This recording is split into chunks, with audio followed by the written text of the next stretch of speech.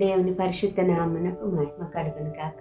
మరోసారి మీ అందరితో కలిసి ఆయనను స్తుతించటానికి, ఆయన మాటలు పంచుకోవటానికి దేవుడిచ్చిన ఈ తరుణాన్ని బట్టి దేవునికి వందనాలు చెల్లిస్తూ ఉన్నాను.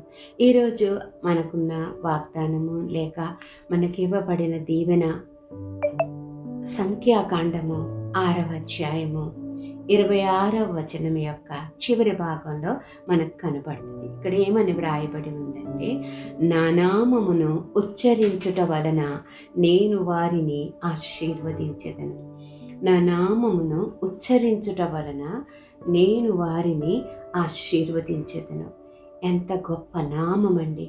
యేసయ్య నామము బహు బలమైన నామము, శక్తి కలిగిన నామము, విజయమిచ్చే నామము అని విన్నాం మనము.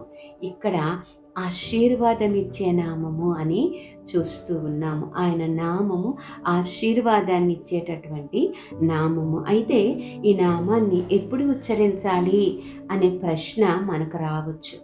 ఎప్పుడు ఉచ్చరించాలి అన్నట్లయితే ప్రతి సిట్యుయేషన్కి తగినటువంటి నామం ఆయనకుంది కాబట్టి ఏ పరిస్థితుల్లో అయినా ఆయన నామాన్ని ఉచ్చరించవచ్చు. ఏ పరిస్థితిలో నీవు ఉచ్చరించినా ఆ ఆశీర్వాదం నీకు కలుగుతుంది. ఒకవేళ నీవు ఒంటరిగా ఉండి లోన్లీగా ఫీల్ అవుతున్నావేమో, ఇమ్మానుయేలు అను నామాన్ని ఉచ్చరించి చూడు, ఆయన తోడు అనే ఆశీర్వాదాన్ని నీవు అనుభవిస్తావు.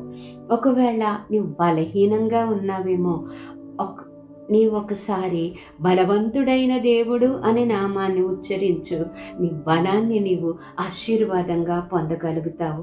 మరి అలాగే ఓడిపోయిన స్థితిలో పోరాటంలో ఉన్నావేమో, యెహోవా నిస్సీ అనే నామాన్ని ఉచ్చరించు, నీవు జయాన్ని సాధించుకుంటావు, ధైర్యాన్ని పొందుతావు.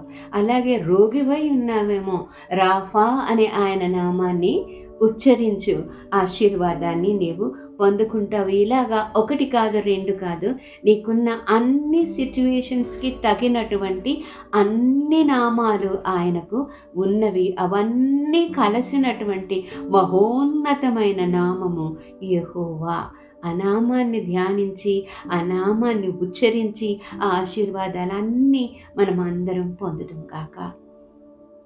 పరిశుద్ధుడైన మా పరలోక ప్రియ తండ్రి, నీ ఘనమైన నామానికి వందనాలయ్యా. ఈ నామంలో శక్తి ఉంది, నీ నామంలో స్వస్థత ఉంది, నీ నామంలో ఆశీర్వాదం ఉంది, నీ నామంలో మాకు లేనిది లేదు అని మరొకసారి బయలుపరిచినందుకు, మా అన్ని పరిస్థితుల్లోనూ చాలినంత నామంగా నీ నామం ఉన్నందుకు నీకు వందనాలు చెల్లిస్తూ యేసు నామములో అడిగి వేడుకుంటున్నాం తండ్రి. ఆమేన్.